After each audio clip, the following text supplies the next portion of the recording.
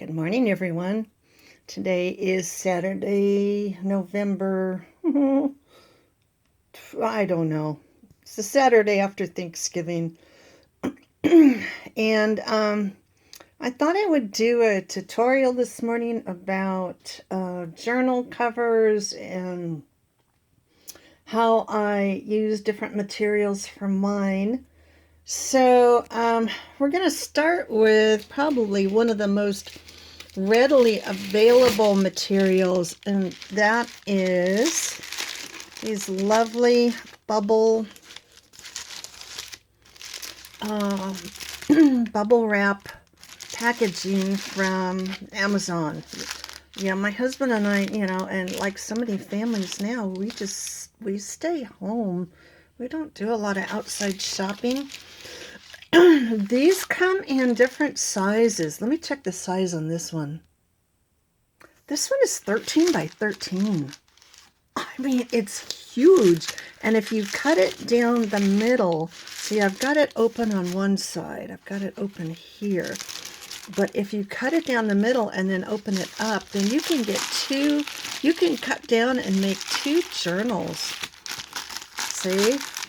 Out of this. And believe me, I've made a lot of journals out of the bubble wrap. I'll show you some samples in a minute here. So this next one is not the same size. This one is 13 by 8. So if I were to cut it and open it up here, then I could get two journals. If you fold that in half, see, I could get two journals this size, which is more of a regular size. So, these do work. And the beautiful thing about these is that you can sew fabric through them. Like, this is not made from one. This one was made from, I don't remember. But it's not a bubble wrap, but you can sew your fabric right through, and I will show you some samples. Okay, I found in my stash, these are all of these are made from the bubble wrap. So here's one. You can kind of hear it, you can kind of feel it, but you know what? That's okay. They're inexpensive, they're lightweight. That one I have to sew together. Here's another one. I haven't even done it yet. And I did line the inside. Here's one with a muslin inside. This one is not, now this one is not the bubble wrap. This one is batting. It's thick batting, and it's so soft. I made about 6 of these last spring, and it, I just got burned out, and I stopped. Here's another batting one. That one, see, I just sewed it together here down the middle. Oh, this is bubble wrap. You can kind of feel it and hear it, but it's not, no, that one's not done yet. Okay, but for materials you have around the house, here's another one. Yeah, I got carried away as usual. Here's another one. I love this one. I will finish these this spring. And then this one, I love this fabric. Botanical. So that's that one. So all of these, except those two with the batting, all of these were made with bubble wrap envelopes. So here's one I just finished. All I have to do is just sew in the pages. But this one I made out of the cardstock at the back of the scrapbook pads. I'll show you. Okay, so here's a scrapbook pad I got at, I think, Joann's. Now here's the front cover. See, that's pretty thick.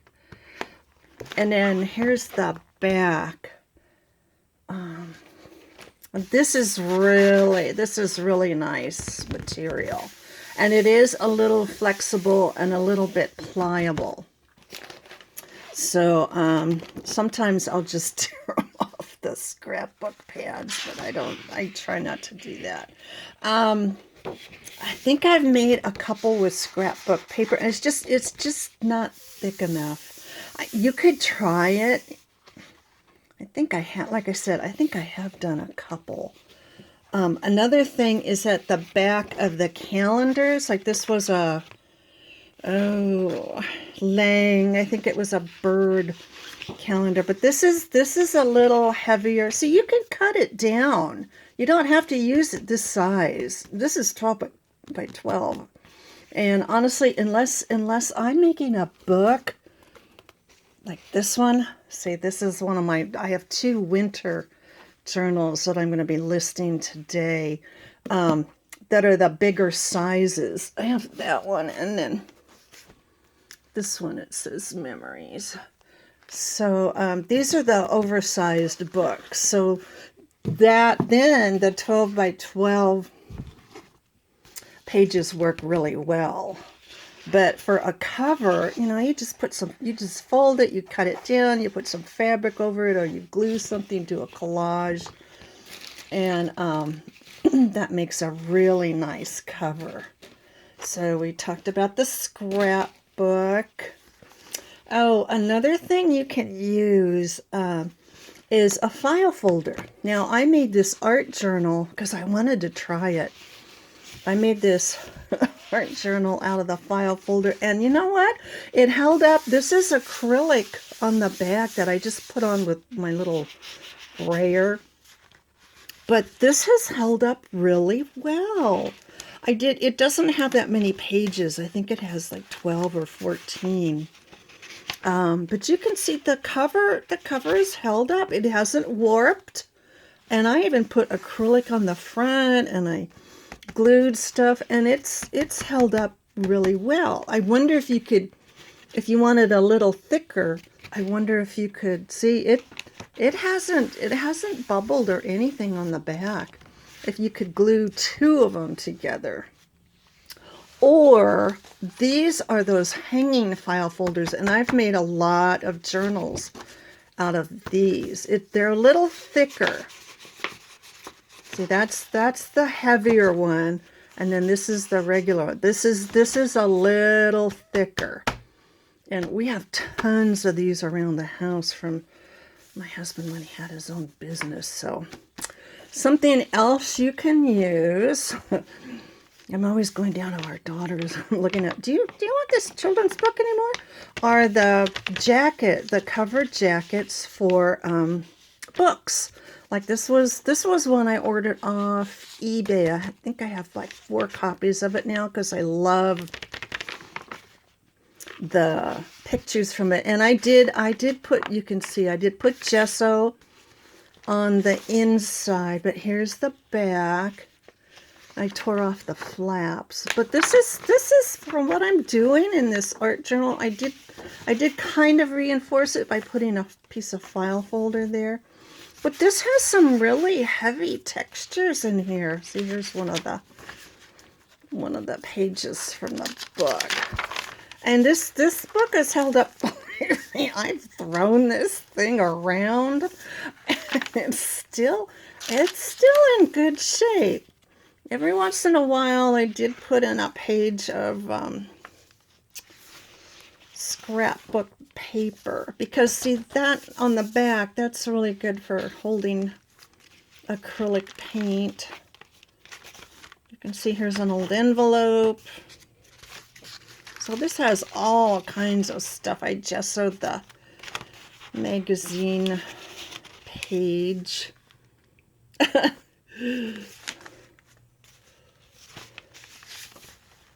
There. So this one came out really, really good. I'm real happy with it. I would definitely do that again with the dust jacket. And of course, you know, you can never go wrong with cereal boxes or macaroni and cheese boxes or potatoes au gratin boxes. It just depends on how wide you want your spine. And you're going to get some variety there. So that one is made out of one. This little one, which I'm going to list on my Etsy shop today, it has 3 signatures. I think this was made from a box of granola bars. I'm always eyeing the boxes at Walmart. I go in and go, oh, I wonder if this would make a good journal. So I hope that gave you some ideas. You know, go around your house, see what you have. Even books, hardcover books. Like this is the one I just made. See, that's a hardcover book. I just made that, and she's in my Etsy shop. So all of these eventually will be in my Etsy shop, which is Deserts and Beyond. I will provide the link in the comments and also in the description.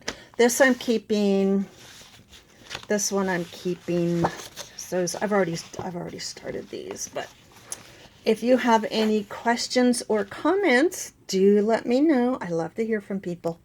So thanks for stopping by today, and bye for now.